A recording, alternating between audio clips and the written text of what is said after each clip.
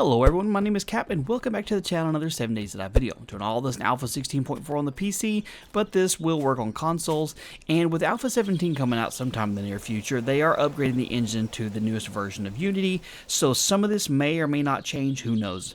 If it does, just keep that in mind. If you're watching this down the road, I may have done an updated video on this.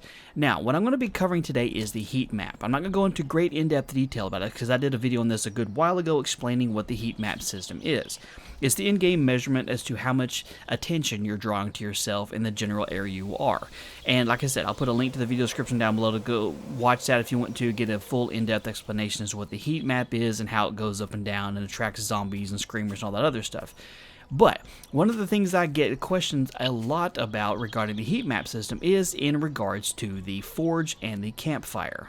Now, as I explained in the heat map video here, the heat map is registered from the bedrock all the way up to the atmosphere in that little 16 by 16 chunk. So it doesn't matter if you build a structure all the way up to the sky and you put your Forge and your Campfire up here, or if you tunnel all the way down to the bedrock and put your Forge and your Campfire down here, it's going to make the heat map go up the same for that entire general area. So let me show you some better tactics on how to use your Forge and your Campfire so it's not going to attract a bunch of screamers and zombies to your house. So as I was saying, the heat map is registered per chunk, which is like a 16 by 16 square that goes from the bedrock all the way to the atmosphere.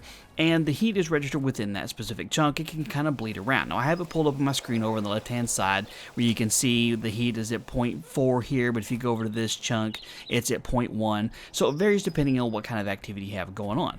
So the best thing I can recommend doing is just figure out where your base is that you want to have this at, and then just find a place that's a little bit far away. Like what I like to do, I'm over here at the farmhouse. This is where I'm actually at on the map. I've done videos on this one before. I'm a little bit northwest of Dyersville. What I like to use is make this house my base, and then I run across the street over here through all the zombies and stuff, and I like to use this little shed.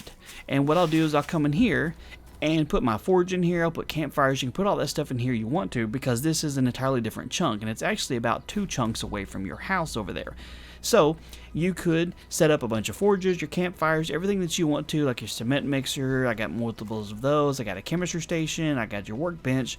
All the stuff that you could possibly do that's going to raise your heat, and I have it over here. So when I'm done for the day, I can just close the door, lock it up, and I can run back to my house, and all the attention that the zombies are going to give, it's going to be that direction. Now, of course, they're still going to be close to your house, so of course you can always build your own a little ways away if you want to, or if you're not wanting to use this particular strategy, but this is just kind of an example. Or of course, if you're in an area with multiple kinds of POIs, like these houses and these dilapidated buildings, then just use one as your general workshop. Pick one that's down at the very end of the street over here, go inside, fortify it, put all your cement mixers, your forges, your campfires, put everything inside this one house, and then set up your base at the house that's down at the end of the street here. You're going to be multiple chunks away. It can generate all the heat it wants to, and even bleed into the surrounding chunks, like I explained in the heat video, and it's still going to be far enough away from your base that you're going to be safe. Now, of course, it's kind of inconvenient to be able to have to run all the way down the street every time you check your Forge, but that'd be one of those things you could just like set it and forget it and come back. Or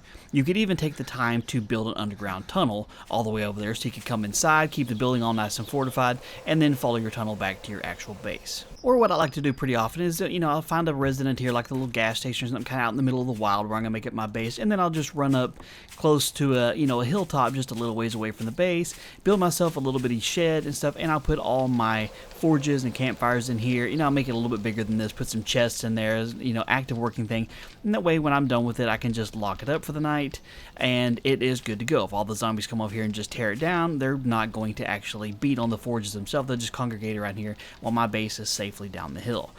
So anyway, these are just some beginner level tips of things you can do with your Forge and your Campfire, but I would definitely recommend not putting them in your main base if you don't want to attract all the attention in the world and have them beating on your doors looking for the cookout. Put them up on the hill and they can go wander around lost over there while you hide safely inside your little base here. So anyway, this was just, like I said, a short, quick video kind of give you guys some tips on what to do. If you have any additional questions or suggestions for other users of stuff that you like to do, drop in the comment section down below so they can see it too.